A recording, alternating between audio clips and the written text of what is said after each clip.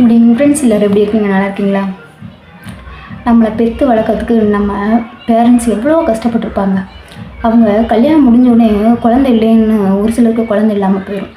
அது குழந்தை கிடைக்கும், இருந்தாலும் கொஞ்சம் நாள் ஆகும். ஆனால் அவங்களுக்கு அந்த அளவு பொறுமை இருக்காது. ஏன்னா நம்ம வீட்டில் இருக்கவங்க யாரோ எதுவும் பேசிடுவாங்களோ, இல்லை நம்ம எதுவும் சொல்லிடுவாங்களோ குழந்தை இல்லைங்கிறனால. இப்போ தான் இப்போ கல்யாணம் முடிஞ்சோடனே உடனே குழந்தை இல்லைன்னா அவங்களுக்கு ஏதாவது பிரச்சனை இருக்கும். அதனால தான் அவங்களுக்கு குழந்தை இல்லை, போய் டாக்டர் பாரு, வைத்தியரை பாரு, அங்கே இங்கே போன்னு சொல்லி டார்ச்சர் பண்ணிடுறாங்க. நம்மளுக்கு தெரியும், இப்போ இல்லாட்டி 6 மாதம் கழித்து கூட குழந்தை பெற்றுக்கலாம், இப்போயே என்ன அவசரம் அப்படிங்கிற நினப்பில் கூட ஒரு சிலர் இருப்பாங்க. இருந்தாலும் மற்றவங்க என்ன சொல்லுவாங்க, கல்யாணம் முடிச்சு இவ்வளோ நாள் ஆயிடுச்சு, இன்னும் ஒன்றும் என்னது நல்ல விஷயம் இல்லையா, நல்ல வெளியில் போயிட்டாங்கன்னா ஹஸ்பண்டாக இருந்தாலும் சரி, ஒய்ஃபாக இருந்தாலும் சரி, இல்லை வீட்டில் இருக்கவங்க வெளியில் போயிட்டாங்க, ஏன்னா சந்தோஷமான செய்தி இல்லையா, நல்ல விஷயம் இல்லையா, அப்படியே கேட்டு அவங்களவே ஒரு என்ன சொல்கிறதுன்னா அந்த டென்ஷன் ஆக்கிடுவாங்க. இப்படியே கேட்குறாங்களே, அப்போ அவங்க அதை பற்றி நினைப்பே இல்லாமல் இருப்பாங்க. இருக்கிறப்ப இருக்கட்டும்னா, ஆனால் அவங்க கேட்குறதுலேயும் எல்லாரும் கேட்குறாங்களே, உண்மையிலே இவங்களுக்கு ஏதாவது பிரச்சனை இருக்கா, எதுக்கு இப்படி ஏன் நிற்க மாட்டேங்குது, எதுவும் தெரியாமல் சாப்பிட்றியா அப்படின்னு சொல்லிட்டு வேறு ஏதாவது பிரச்சனை இருக்கா அப்படின்லாம் கேட்க ஆரம்பிச்சுவாங்க. அப்படிங்கும்போது இப்போ ஒரு 6 மாதங்கிறது 1 வருஷம் அப்படி தள்ளி போகுதுன்னா அதனாலேயே பெரிய பிரச்சனை ஆயிடும். இப்படிலாம் சமாளித்து அம்மா என்ன பண்ணுவாங்கன்னா, சரி நம்ம அதாவது நம்மளுக்காக இல்லாட்டியும் நம்மளுக்கு ஒரு குழந்தை வேணும், நம்ம ஹஸ்பண்டுக்கும் மற்றவங்க எதுவும் கேட்டக்கூடாது, நம்மளுக்கு எந்த குறையும் இருக்குன்னு மற்றவங்க சொல்லிடக்கூடாது, நம்மளோட அதாவது நம்ம வீட்டில் இருக்கவங்களும் நம்மளை எதுவும் நினச்சிடக்கூடாது, அவங்களோட சந்தோஷத்துக்காக நம்ம குழந்தை கண்டிப்பாக பெற்றுக்கணும். அப்படிங்கிறதுனால என்ன பண்ணுவாங்க, நம்ம இப்போ குழந்தை பெற்றுக்கிட்டால் வேலைக்கு போக முடியாது அப்படிங்கிற ஒரு எண்ணம்னா இருந்தாலுமே சரி, நம்மளோட சந்தோஷத்தில் விட்டுட்டு வேலைக்கு அப்புறம் போய்க்கலாம். இப்போ நம்ம வீட்டில் இருக்கவங்களோட சந்தோஷம் தான் முக்கியம். வெளியில் போகும்போது அவங்கள யாரும் எதுவும் பேசிடக்கூடாது அப்படிங்கிறதுக்காக என்ன பண்ணுவாங்க, அவங்க சரின்னு குழந்தைக்கு ரெடி பண்ணுவாங்க.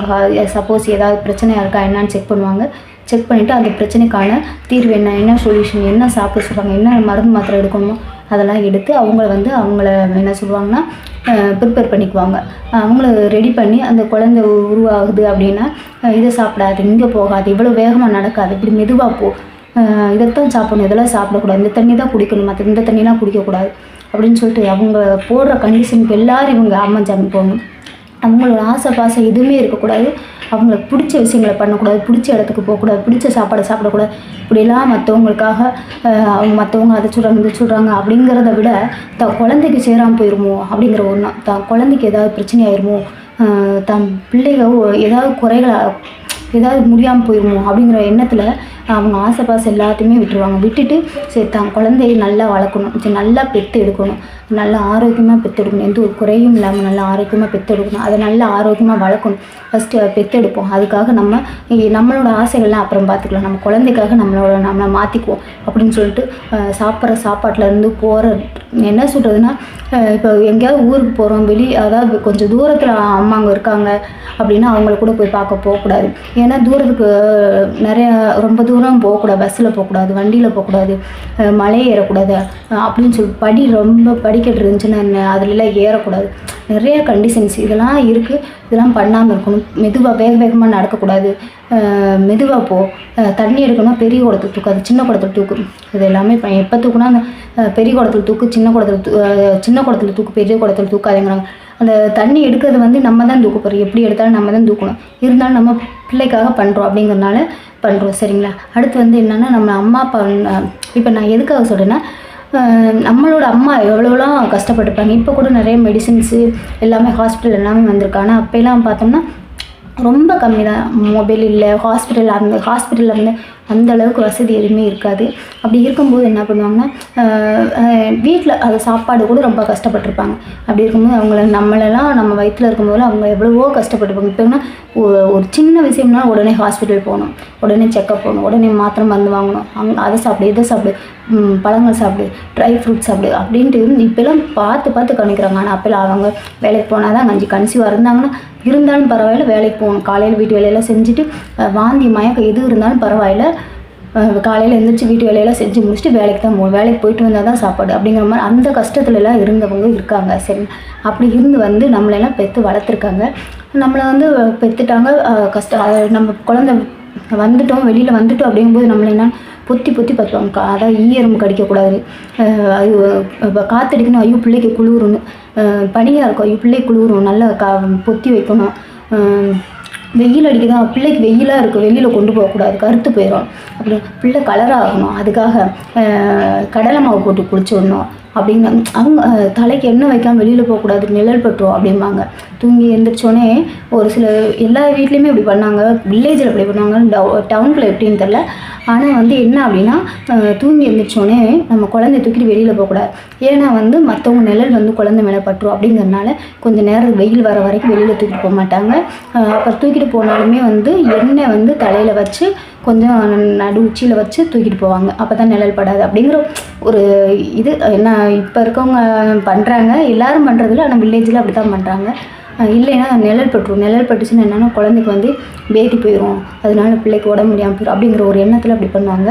அப்புறம் அதை அந்த பிள்ளைக்கு வேணுங்கிறது வாங்கி கொடுக்கறது, பிள்ளைகளை அடுத்து வந்து கஷ்டப்பட்டு படிக்க வைக்கிறது, அந்த பிள்ளைகளுக்கு படிப்புக்கு என்னென்ன வேணும் எல்லாம் அவங்க கஷ்டப்பட்டாலும் பிள்ளைகளை வந்து சந்தோஷமாக வச்சுக்கணுங்கிறதுக்காக அவங்களுக்கு சாப்பாடு, அவங்க இப்போ நல்லது கெட்டது வருது, தீபாவளி பொங்கல் வருதுன்னா அவங்களுக்கு புது ட்ரெஸ் வரணும், அவங்க பிறந்தநாள் வருதா பிறந்தநாளுக்கு அவங்களுக்கு புது ட்ரெஸ், அம்மா அவங்களுக்கு அவங்க பிறந்தநாளே தெரியாமல் இருக்கும், ஆனால் தன் பிள்ளைங்க வந்து சந்தோஷமாக இருக்கணும் அப்படிங்கிறதுக்காக அவங்களுக்கு ட்ரெஸ் வாங்கி கொடுக்குறது, கேக்கு வாங்கி கொடுக்குறது, சாக்லேட் வாங்கி கொடுக்குறது, அப்படி அவங்கள சந்தோஷப்படுத்துறது.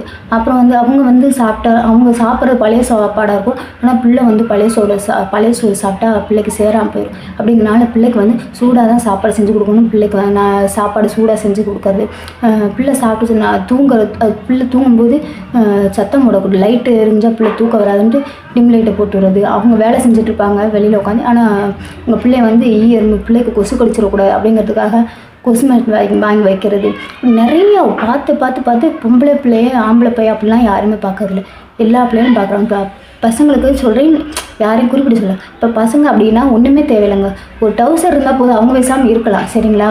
வேறு ஆனால் ஒரு பொண்ணாக இருந்துச்சுன்னா அந்த பொண்ணுக்கு வந்து என்ன தேவைன்னு நல்லா யோசிச்சு பாருங்கள். ஒரு பொம்பளை பிள்ளையை பெற்றவங்களாம் ரொம்ப கஷ்டம்தான், கஷ்டப்பட்டு தான் பிள்ளையை வளர்க்குறாங்க, சரிங்களா? அவங்க கஷ்டமே இல்லாமல் பொம்பளை பிள்ளையை பெற்றுட்டாங்கன்னு இலக்காரமாக பேசக்கூடாது. ஆனால் ஆம்பளை பிள்ளையை பெற்றவங்களை விட பொம்பளை பிள்ளையை பெற்றவங்களுக்கு தான் ரொம்ப கஷ்டம். அவங்களுக்கு போடுற ட்ரெஸ்ஸுலேருந்து அவங்க என்ன சொல்லணும்னா, பிள்ளைக்கு வந்து மற்றவங்க யார் இந்த அப்பான பார்வையில் பார்த்துடக்கூடாது அப்படிங்கிறதுக்காக அந்த பிள்ளைக்கு போடுற கிழிஞ்ச ட்ரெஸ். ஆம்பளை பையனை என்ன பண்ணலாம், எதை வேணாலும் போட்டுக்கலாம், யாரும் எதுவும் சொல்ல போகிறதில்ல. பொம்பளை பிள்ளைங்க போடுற ட்ரெஸ்ஸுலேருந்து தலைக்கு ஷாம்புலேருந்து எண்ணெயிலேருந்து எல்லாமே பிள்ளைக்கு மேக்கப் திங்ஸு தான். பிள்ளை வந்து பார்க்குறதுக்கு அழகாக இருக்கணும், மற்றவங்களுக்கு முன்னாடி அழகாக தெரியணும் அப்படிங்கிறதுக்காக பிள்ளைக்கு என்னென்ன வேணும், என்னென்ன வெறுங்கழுத்தாக இருக்கக்கூடாது, வெறும் கையாக இருக்கக்கூடாது அப்படின்னு சொல்லிட்டு காலில் கொலுசு போடாமல் இருக்கக்கூடாது, பார்த்து ஒவ்வொன்றும் செய்கிறாங்க. அப்படி செஞ்சு நம்மளை வளர்க்குறாங்க. சரி, பொம்பளை பிள்ளை வந்து அடுத்த வீட்டுக்கு போகும்போது பிள்ளை போகிற வீட்டில் வந்து கஷ்டப்படக்கூடாது அப்படிங்கிறனால பிள்ளை படிச்சிச்சுன்னா அது வந்து அதோட பொழப்பை அதை பார்த்துக்கும் அப்படிங்கிறனால பிள்ளைய வந்து கஷ்டப்பட்டு படிக்க வைக்கிறாங்க. படிப்பு கொஞ்சம் என்ன படிக்க முடியுமோ படி, நீ படித்து ஒரு வேலைக்கு போனால் தான் நீ போகிற வீட்டில் வந்து நல்லா இருக்க முடியும், அப்போ தான் உன்னை சந்தோஷமாக வச்சுக்குவாங்க. நீ 4 காசு சம்பாதிச்சாதான் அவங்க வீட்டில் வந்து உன்னை சந்தோஷமாக நீ இருக்க முடியும், ஓம் பொழப்பு ஓடும் அப்படிங்கிற மாதிரி அவங்க அந்த பிள்ளைய படிக்க வச்சு ஒரு வேலைக்கு போகிற கண்டிஷனில், வேலைக்கு போகிற ஸ்டேஜில் தான் அவங்க வந்து நீ வேலைக்கு போய் சம்பாரித்து கொடுக்கணும் அப்படிங்கிறதுக்காகலாம் படிக்க வைக்க போகிறது. பொம்பளை பிள்ளைய வேலைக்கு போனால் அதோட பொழப்பு, அதோட வாழ்க்கை வந்து நல்லாயிருக்கும் அப்படிங்கிற ஒரு எண்ணத்தில் தான் பொம்பளை பிள்ளைகளை படிக்க வைக்கிறாங்க. படிக்க வச்சு அதை அந்த கல்யாணம் பண்ணி கொடுக்குறாங்க பார்த்தீங்களா? அப்போ பாருங்கள் எவ்வளோ பிள்ளை. அடுத்து வந்து பிள்ளைக்கு வயசுக்கு வந்துடுச்சு அப்படின்னா அப்போ ஒரு செலவு, காது ஊது வைப்பாங்க அப்போ ஒரு செலவு, வயசுக்கு வந்தால் அப்போ ஒரு செலவு, கல்யாணம் பண்ணி கொடுக்குறாங்களா அப்போ எவ்வளோ செலவு. பொம்பளை பிள்ளைங்க வந்து போகிற வீட்டில் வந்து அடுத்தவங்க வீட்டுக்கு போகிறாங்க, அவங்க அங்கே வந்து எந்த பொருளையுமே நான் அப்படியே போய் உரிமையை எடுக்க முடியாது. அப்படிங்கும்போது நம்மளோட பொருள் நம்ம வெறுங்கழுத்தோட போக முடியாது, நம்மளால் முடிஞ்ச நகையை போட்டு கொடுப்போம், அது புழங்கிறதுக்காக நம்ம பாத்திரங்களை எடுத்து கொடுப்போம், அது யூஸ் பண்ணுறதுக்காக நம்ம அவங்கள்ட்ட போய் எதுவும் இல்லாமல் வந்துட்டான் அப்படின்னு சொல்லிட்டு ஒரு பேச்சு வாங்குவோம். என்னதான் ஒரு இவ்வளோதான் கொடுத்தாலுமே அந்த பேச்சு வந்து இப்போ வரைக்கும் வந்துகிட்ருக்கு. மாமியார் மருமகள் பிரச்சனைங்கிறது இப்போ வரைக்குமே வந்துக்கிட்டு இருக்கு. இருந்தாலும் பொம்பளை பிள்ளைங்களாக இருக்கவங்க வந்து எல்லாத்துக்கும் தைரியமாக ஏற்றுன்னு பழகிக்கணும் சரிங்களா. அவங்களும் அப்படி தான் வந்திருப்பாங்க. ஆனால் நம்ம வந்து இனிமேல் வர்ற ஜெனரேஷனில் வந்து அப்படிலாம் இருக்கக்கூடாது. மாமியா அப்படின்னு இருக்காமல் அம்மான்னு பார்த்துக்கணும். அம்மாவை வந்து இப்போ மருமகளை வந்து மகளாக பார்த்து நினச்சோம்னா எந்த வீட்லையுமே எந்த ஒரு பிரச்சனையுமே வராது. அவங்க ஒன்றுமே கொண்டு வரலைனாலும் அவங்க சம்பாரித்து அவங்க வாழ்க்கையை பார்த்துக்குவாங்க. நீங்கள் கொடுக்கணுங்கிற அவசியம் இல்லை. அப்படின்னு அவங்களுக்கு ஒரு மோட்டிவேட் பண்ணுங்கள், ஒரு சப்போர்ட்டிவாக இருங்க. நீ இதை பண்ணுமா, இதை பண்ணினா நீ நல்லா இருப்ப, சரி நீ உன்னால் இந்த வேலை செய்ய முடியல விடு நான் பண்ணுறேன், இல்லாட்டி அப்புறமேல் பண்ணிக்க, உனக்கு எப்போ முடியுமோ அப்போ பண்ணிக்க அப்படிங்கிற ஒரு சின்ன சின்ன விஷயத்தில் நம்ம விட்டு கொடுத்து போயிட்டோம்னா குடும்பத்தில் பிரச்சனையே வராதுங்க. இந்த இன்னொரு விஷயம் என்னென்னா, பொம்பளை இப்போ அம்மா அப்பா வந்து நம்மளை கஷ்டப்பட்டு பெற்று வளர்த்து ஈரம் கிடைக்காமல் வளர்த்து கையில் அழுக்குப்படாமல் படிக்க வச்சு வேலை பார்க்குற அளவு கொண்டு வந்து கொடுத்துட்றாங்க, கல்யாணம் பண்ணி கொடுத்துட்றாங்க. ஆனால் மேரேஜுக்கு அப்புறம் பார்த்திங்கன்னா அம்மா வீட்டுக்கு போகணும்னா அவங்கக்கிட்ட பெர்மிஷன் கேட்கணும். வீட்டில் ஹஸ்பண்ட்டை கேட்கணும், மாமியார்கிட்ட கேட்கணும், அவங்க வீட்டில் இருக்கிறவங்க எல்லாருக்கிட்டையும் கேட்கணும். கேட்டுட்டு தான் அவங்க ஓகே சொன்னால் மட்டும்தான் நம்ம அம்மா அப்பா வீட்டுக்கு போகணும். போனோடனே போயிட்டு அங்கே வந்து ஆசையாக ஒரு நாள் 2 நாளைக்கு அதுக்கு மேலெல்லாம் இருக்கக்கூடாது. போன உடனே வந்துடணும், அவசரமாக வந்துடணும். அது அப்படி. அப்புறம் அவங்க வந்தாலுமே நம்ம இங்கேருந்து போனோம்னா அவங்க வந்து நம்மளை நல்லா பார்த்துக்குவாங்க. அது நல்லா தெரியும். ஏன்னா பெற்றவங்க நம்ம பிள்ளை வீட்டிலேருந்து வந்துட்டாங்க, பிள்ளை இப்போ நம்ம வீட்டிலேருந்து நம்ம ஹஸ்பண்ட் நம்ம ஃபேமிலியில் இருக்கவங்க போயிட்டாங்கன்னா விழுந்து பார்த்துக்குவாங்க. இருந்தாலுமே அவங்களுக்கு பிடிக்காது. ஆனால் அவங்க வந்துட்டாங்க, அம்மாவங்க வந்து நம்மளை பார்க்க வரும்போது வந்துட்டாங்க அப்படின்னா யாரோ அடுத்த ஆள் எங்கே வெளியில் போகிறவங்க யாரோ வந்த மாதிரி ஒதுங்கி போயிடுவாங்க, திருப்பிட்டு போயிடுவாங்க, பேச மாட்டாங்க, மதிக்க மாட்டாங்க. இப்போ வர்றாங்க அப்படின்னா வாங்க நல்லா இருக்குங்களா, சாப்பிட்டீங்களா, சரி வாங்க வந்து உட்காருங்க அப்படின்னு சொல்கிறது ஆளுகளை பார்த்தோன்னே திருப்பிட்டாங்க தெரியாத மாதிரி போகிறது. அது எப்படி இருக்கும் பாருங்கள். இந்த விஷயம் வந்து எல்லா வீட்லேயும் இப்போ வரைக்குமே நடந்துக்கிட்டு இருக்கு. அதை கொஞ்சம் மாற்றிக்கிட்டாங்கன்னா குடும்பம் நல்லாயிருக்கும். பிரச்சனையே இதனால தாங்க உருவாகுது. ஏன்னா இப்போ அவங்க வர்றாங்க இல்லாட்டி இவங்க இருக்காங்க அப்படின்னா, இப்போ நம்மளை பெற்றவங்க வர்றாங்க அப்படின்னா இங்கே வீட்டில் இருக்கவங்க மதிக்கணும். சப்போஸ் இவங்க அங்கே போகிறாங்கன்னா அவங்க வந்து நம்ம வீட்டாளுங்க வந்து நம்ம ஹஸ்பண்ட் வீட்டில் இருக்கவங்கள மதிக்கணும் சரிங்களா. இப்போ மதித்து பேச்சுவார்த்தை வந்து இருந்தாவே அந்த பிரச்சனையே இருக்காது. ஒருத்தர் பிடிக்காமல் திருப்பிட்டு நம்மளுக்குள்ளே இந்த ஹஸ்பண்ட் ஒய்ஃப்குள்ளே வந்து பிரச்சனை வராமலாம் இருக்காது. பிரச்சனை வந்துச்சுன்னா நம்ம பொறுப்பில் விட்டுருணும். யாரும் இதில் வந்து கலந்துக்கக்கூடாது. மாமியாரோ இல்லை அம்மாவோ இவங்கெல்லாம் வந்து நம்மளுக்கு சப்போர்ட்டிவாக பண்ணுறேன்ட்டு அவங்க வந்து நின்னாங்கன்னா பிரச்சனை பெருசாக தான் ஆகும் சரிங்களா. இப்போ ஹஸ்பண்ட் ஒய்ஃப் சண்டை போடுறாங்கன்னா விட்டுருங்க. அவங்க என்னமோ பேசிக்கிட்டு அடிச்சுட்டு ஊண்டுட்டு கிடந்தாலும் சரி, பேசிட்டு என்னமோ பண்ணிட்டு போட்டுன்னு சொல்லிட்டு விட்டுட்டு போயிட்டோம்னா அவங்க வந்து மிஞ்சி போனால் 1 நாள் 2 நாள் அதுக்கு மேலெல்லாம் அவங்க இருக்க மாட்டாங்க. அதுங்களையும் அவங்க சந்தோஷமாக பேச ஆரம்பிச்சிடுவாங்க, அவங்க லைஃப் அவங்க போயிடும். ஆனால் இப்போ இடையில இருந்து எதிர்த்துக்கிட்டு வரீங்க பார்த்தீங்களா, அவங்க தான் நீ ஒரு பக்கம் போகணும், நீ ஒரு பக்கம் 2 குடும்பம் பிரிஞ்சு போயிடும். அம்மா வீட்டுக்கும் போக முடியாது, மாமியார் வீட்லேயும் நம்ம சந்தோஷமாக இருக்க முடியாது. அப்படிங்கும்போது அது ஒரு பகையாகவே ஆயிடும். அதனால் என்ன புருஷன் முன்னாடி சண்டையாக இருந்தால் யாருமே தலையிடாதீங்க. அவங்க என்ன பேசுகிறத பேசிக்கிட்டும் அடிச்சுக்கிட்டும் உருளட்டும் என்ன வேணால் பண்ணிக்கிட்டும், ஆனால் அவங்க வந்து சமாதானமாக ஆயிடுவாங்க சரிங்களா. நான் இப்போ எதுக்கு சொல்ல வரேன்னா, பொம்பளை பிள்ளைங்களோட நிலைமைனா இதுதான். நம்ம அம்மா அப்பா வந்து இவ்வளவுதான் பொத்தி நம்மளை பார்த்து வளர்த்தாலும் இப்போ ஒருத்தவங்க வீட்டுக்கு போயிட்டோம் அப்படின்னா அவங்க யாரும் நம்ம யாரும் நம்மளுக்கு என்ன ஒரு எண்ணம் பாருங்களேன். இப்போ அம்மா அப்பா விட்டுட்டு நம்ம காலம் பூரா பிரிஞ்சு வந்துட்டோம். ஆனால் அவங்க வந்து இப்போ என்ன சொல்கிறேன்னா, கல்யாணம் முடிச்சு வரும்போது கொஞ்சம் அந்த வர்ற அன்னைக்கு கொஞ்சம் அழுகையாக இருக்கும், விட்டுட்டு பிரிவோம் அப்படிங்கிற ஒரு எண்ணத்தில் இருக்கும். ஆனால் அங்கே வந்துட்டு பழக என்னாங்கன்னா அவங்கள அப்படியே மறந்துடுவோம். ஆனால் இதே நம்ம வீட்டில் நம்ம ஹஸ்பண்ட் வந்து ஏதோ ஒரு பிரச்சனையில் ஏதோ ஒரு சண்டையில் கோச்சிட்டு போயிட்டாங்க, 1 நாள் 2 நாள் வரல அப்படின்னு சொன்னோம்னா அவங்களுக்கு அந்த ஒரு என்ன சொல்கிறதுன்னா அந்த பயம், ஒரு பதட்டம், அந்த பிரிவு அதெல்லாம் வந்து அப்போ அந்த வேதனை இதெல்லாம் அப்போ தாங்க உணர முடியும். ஏன்னா நம்ம பெற்று வளர்த்தவங்க மேலே இல்லாத அக்கறை பாசம்லாம் இந்த புதுசாக கல்யாணம் முடிச்சுட்டு வந்தவங்க மேலே இருக்குது பார்த்தீங்களா பாசம். அதுதாங்க பொம்பளையோட நிலைமை எல்லா பெண்களுக்குமே. அப்போ அதை வந்து என்ன பண்ணணும்னா புரிஞ்சு நடந்துக்கணும் சரிங்களா. நம்ம தான் இப்போ அம்மா அப்பாவெல்லாம் விட்டு வந்தது நம்ம கூட இருக்காங்க, நம்ம தான் வாழ்க்கை, நம்ம தான் உலகம் அப்படின்னு சொல்லிட்டு வந்து இருக்கிறாங்க. அவங்கள பிரிஞ்சு இருக்கிறாங்க. இருந்தாலும் நம்ம 1 நாள் 2 நாள் போயிட்டோம்னா எவ்வளோ ஃபீல் பண்ணுறாங்க. அப்போ அவங்களுக்காக நம்ம எப்படி அனுசரித்து விட்டு கொடுத்து சந்தோஷமாக இருக்கணும், வாழ்க்கையை சந்தோஷமாக மாற்றணும், அவங்க கூட லைஃப்பை நல்லா என்ஜாய் பண்ணி வாழணும் அப்படின்னு புரிஞ்சு நடந்துக்கிட்டாங்கன்னா எந்த ஒரு பிரச்சனையுமே வராது சரிங்களா. அதனால் சொல்கிறேன், அப்போ பொம்பளை பிள்ளைங்க தான் வந்துட்டாங்க, பொம்பளை தான் இந்த வேலை செய்யணும் அந்த வேலை செய்யணும், பொம்பளை பிள்ளையை பெற்றவங்க அப்படின்னு சொல்லிட்டு இலக்காரமாக யாருமே பேசாதீங்க. பொம்பளை பிள்ளையை பெற்றவங்க நிறைய கஷ்டங்களை எனக்கு காலத்துக்கும் அனுபவிச்சுக்கிட்டு தான் இருக்கிறாங்க. ஏன்னா அவங்க பெற்றதுலேருந்து கல்யாணம் பண்ணி கொடுத்து அவங்களோட லைஃபே முடிகிற வரைக்குமே அந்த கஷ்டங்கள் இருந்துகிட்டு தான் இருக்குது. சீர் வரிசை அதுக்கு செய்யணும், இதுக்கு செய்யணும், அப்படி இப்படின்னு சொல்லிட்டு சாகிற வரைக்கும் ஏதாவது ஒரு செலவு வந்துக்கிட்டு தான் இருக்கும். இது ஆம்பளை பையலை பெற்றவங்களுக்கு எந்த செலவுமே இல்லை. அவங்க வந்து யாருக்கு சீர் செய்ய போகிறாங்களா?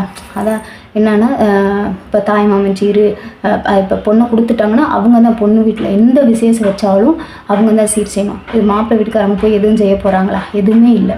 அதனால் பொண்ணு வீட்டுக்காரங்கன்னு சொல்லிட்டு எப்பயுமே இலக்காரமாக பேசாதீங்க. பொம்பளை பிள்ளை பெற்றவங்கன்னு சொல்லிட்டு இலக்காரமாக பேசாதீங்க. அவங்களோட கஷ்டத்தை யாராலும் ஏற்றுக்க முடியாது. அவ்வளோ கஷ்டப்பட்டு தான் பொம்பளை பிள்ளைய வளர்க்குறாங்க. அது உங்களுக்கு ஒரு பொம்பளை பிள்ளை இருந்து நீங்கள் அந்த பிரச்சனையெல்லாம் பார்க்கும்போது தான் தெரியும் அவங்களோட கஷ்டம். அதனால் எல்லாத்தையும் புரிஞ்சு நடந்துக்காங்க, இலக்காரமாக நினைக்காதீங்க. இந்த வீடியோ உங்களுக்கு பிடிச்சிருந்தா லைக் பண்ணுங்கள், ஷேர் பண்ணுங்கள், கமெண்ட் பாக்ஸ் கமெண்ட் பண்ணுங்கள். சப்ஸ்கிரைப் பண்ணாமல் இருந்தீங்கன்னா சப்ஸ்கிரைப் பண்ணுங்கள். ஓகேங்களா? Okay, thank you.